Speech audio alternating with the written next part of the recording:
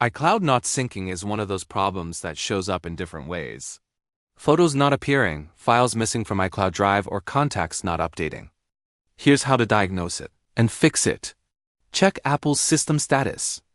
Before troubleshooting your own device, open your browser and go to apple.com/support/system status.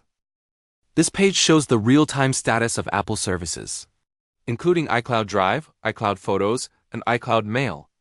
If you see a yellow or red indicator, Apple is already aware of the issue, and there's nothing you need to fix on your device.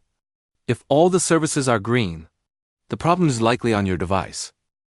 Let's start with the most common fix. Sign out and back into iCloud.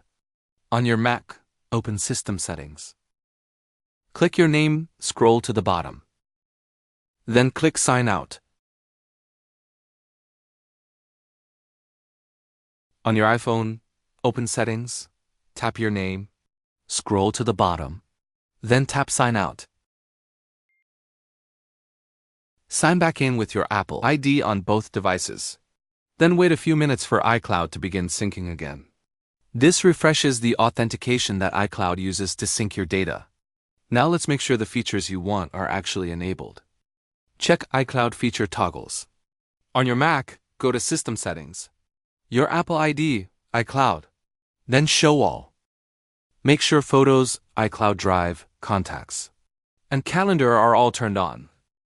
Do the same on your iPhone by going to Settings, your name, iCloud, then Show All. Sometimes one of these switches gets turned off after an update. A poor internet connection is another common cause. Check your network. iCloud needs a stable internet connection. Try switching to another Wi-Fi network, or simply turn Wi-Fi off, then back on. On your iPhone, you can also try syncing over cellular, then switch back to Wi-Fi afterwards.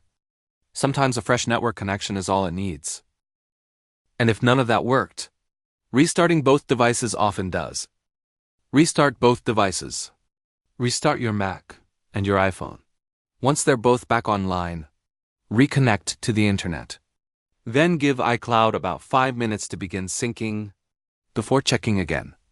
Apple's system status page is always worth checking first, because it can save a lot of troubleshooting when the issue is on Apple's end. Subscribe for more Mac and iPhone fixes.